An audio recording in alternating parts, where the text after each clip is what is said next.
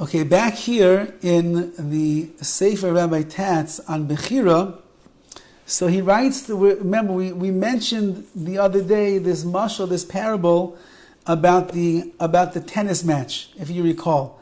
And you have the master tennis player who's playing the much weaker person, so that's not a match. We understand that. The fact that Bjorn Borg beats the novice, that's no great, amazing feat on his part, because anyway, he's the champion of Wimbledon over there. So the fact that he beats a guy in the park who just picked up a racket for the first time, there's no challenge, there's no reward. We don't look at him, we maybe even look at him a little bit foolish over here. What are you doing playing such a simpleton like that? And the fact that the simple guy off the street loses out to Pete Sampras over there in the finals, what's the big deal? Not a big deal at all. Why? Because we don't expect him to win.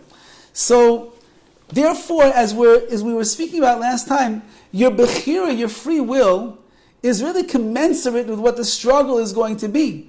And if the scales are way off balance, then there's really no free will that is taking place. And that's more or less what he's going to speak about today. And he says like this: If you win the battle, or there's very little effort in achieving the victory, gam smicha kimat v'lo tischarish. So there's very little growth that you're going to gain on a spiritual level as a result of it, in the process that you are going through.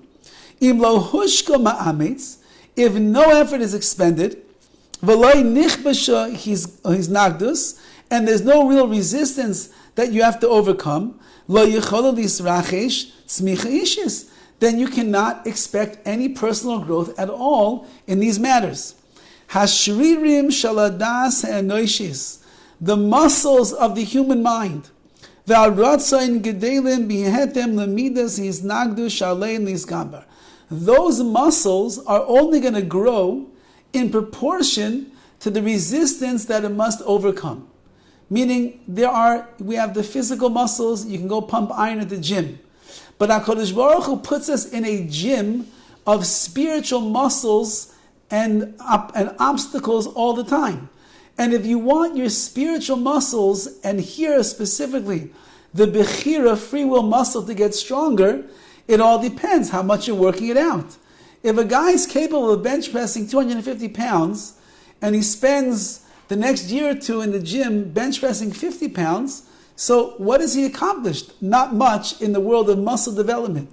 But if the guy that can bench press 100 pounds or 150 pounds, let's say he can bench 150, he spends the next year working at 150, and then he pushes himself up to 160, and by the end of the year he's up to 180 pounds of bench pressing, so then his muscles have increased, they got bigger. If a person in the world of Bechira, free will, has the capacity to bench press a higher level of free will, and the challenges that he is going through, or the decisions that he has to make, are really small, below his pay grade, so then what did he really accomplish in the world of spiritual growth and the like? Says Rabbi Tatz, absolutely nothing, because the victory, the growth that a person will gain through the victory is commensurate with the amount of effort that he expends. And therefore he says, Kasha Adam is made betalech shel Bechira, when a person engages in the ordeals of this free will, and the forces that are inside of him that are causing him the struggle are more or less equal with each other. Misrachesh ma'abek esanim amiti. So he's got a real struggle and a real battle that he's fighting out with inside of himself. V'yesh is ametz livchor, and he has to actually push himself to make the right decision. So then, in that case, there is a real battle that is happening, and he's bolstering the spiritual muscles of Bechira. He's pushing himself in the world of his limitations, and if he'll make the right decision at that point, then certainly, as we're going to see, he has grown exponentially as a result of that. Ulam, however, Kasher pitui amutzahu rachag mirmas hapituach ishi anachoichi. However, if the temptation that is being posed to this person is far beneath the level of personal development that he's already in, so then therefore he agir lekach muat midai. This temptation that is trying to pull him in the opposite direction is really quite weak. V'az kasha likra limishim is gaber gibor. It's pretty hard to call this person a spiritual hero because he overcame a challenge that is so simple that he should have overcome it. We would expect nothing less of this person.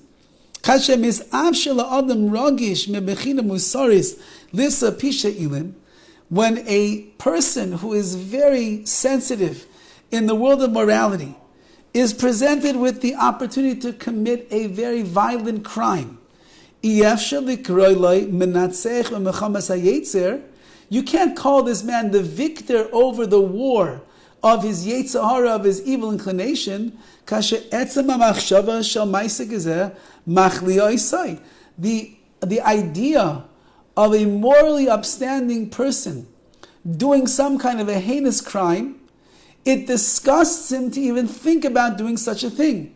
So the guy standing on the corner, and he's got the opportunity to go and knock the old lady over and grab her purse. He sees the money hanging out over there. The fact that he even thought about doing such a thing, he's already bothered. How could I even think to do such a thing?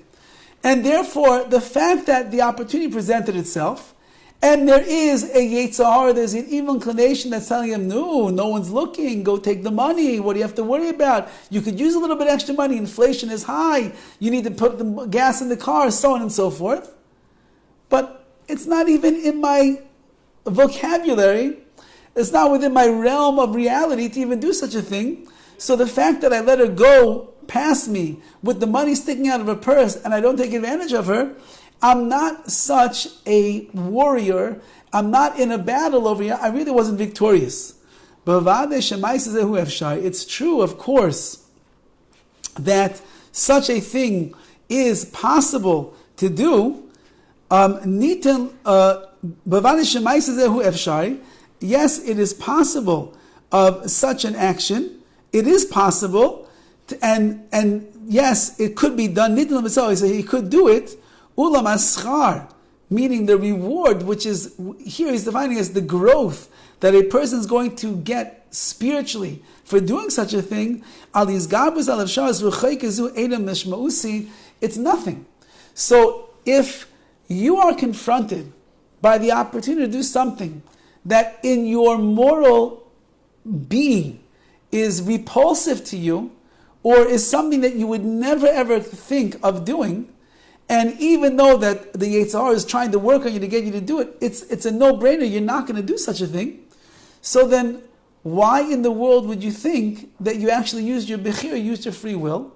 You barely used your free will under the circumstances, and the spiritual muscular growth that you're going to have is almost non-existent as a result of that.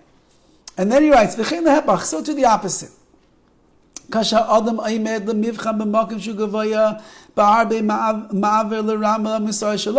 What if you are challenged with something that is way beyond where you are really holding?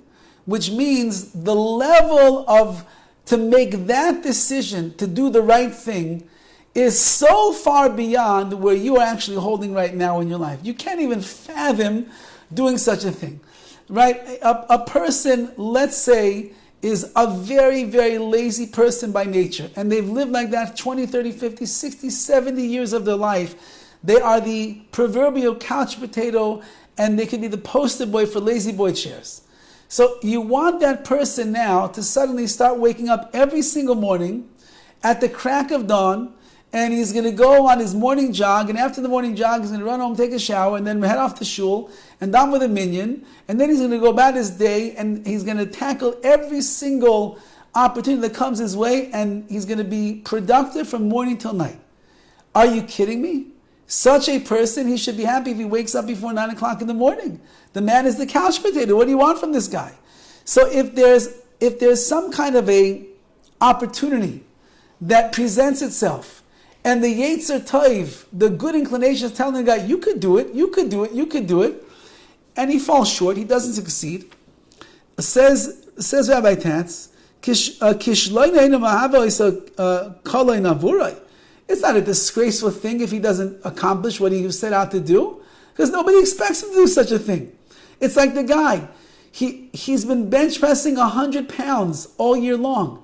So if you put up the 200 pounds and tell him, go ahead, give it a try, you've been working hard this year on 100 pounds, he's not going to bench press 200 pounds. So what, the guy's a weakling if he doesn't do 200 pounds? He's a failure? No. His muscles are not strong enough to be able to do such a thing. So too, if your muscles of Bechira are not on that level to be able to pass that kind of a test, so then we don't look at it as a disgrace to you. You're simply not holding there yet. Kasha Adam, so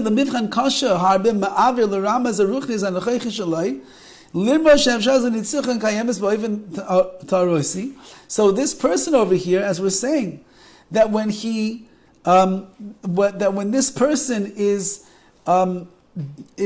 involved with something that is really far beyond what he is capable of doing at this time,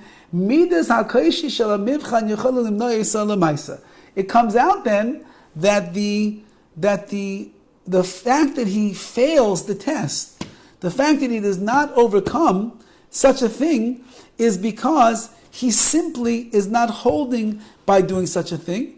And therefore, since that he's not holding by doing such a thing, he's not even held accountable for making the wrong decision over here, because the degree of difficulty that there was to make the right decision precludes everything that he's going through at this moment.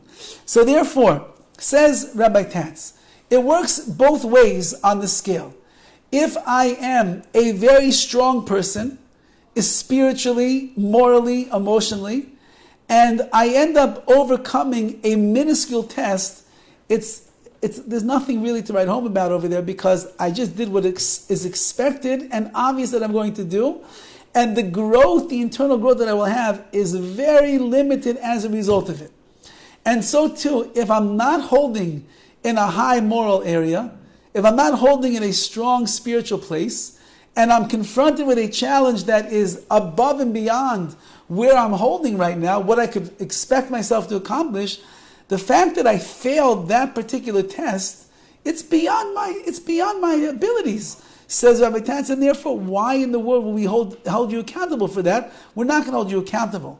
And this is where he's getting to this point that we're going to have to say that the only time that I'm really going to be exercising my Bechira, and the only time that there's a chance that I could grow and become a better person as a result of that which I'm doing, is because the challenge is on the scales of justice, so to speak. The challenge is equal to where I'm holding. But if the challenge is either too low or too high, so then there's really not a crossover of Bechira, free will, that is there. We have a lot more to discuss about this, because it's really, once that a person begins looking at their life like this, they begin to be able to understand that whatever it is that they are going through, whatever tests are along the road, whatever they see in front of them, either I'm holding on that level, and therefore this is a real challenge right now, and I need to work my hardest to make the right decision, and that way I'll become a greater person. Or it's so obvious that I'm going to do the right thing. If I make the wrong choice over here, that's really going to be bad. Or I can be honest and sincere and say, you know what, that's beyond where I'm holding right now. I'm simply not there. It's not even part of the challenge. So there really is no test that's going on. Anyway, we're going to leave it over here today at this, and we will continue, God willing, we'll continue next time. Have a great day, everybody. And on Monday, Imyatz Hashem, Monday and Wednesday of next week, will be our last 2 days of learning, hopefully in person, before the summer break. Thank you. Thank you, Rabbi. You're welcome. You're welcome. All the references just for you, Dad.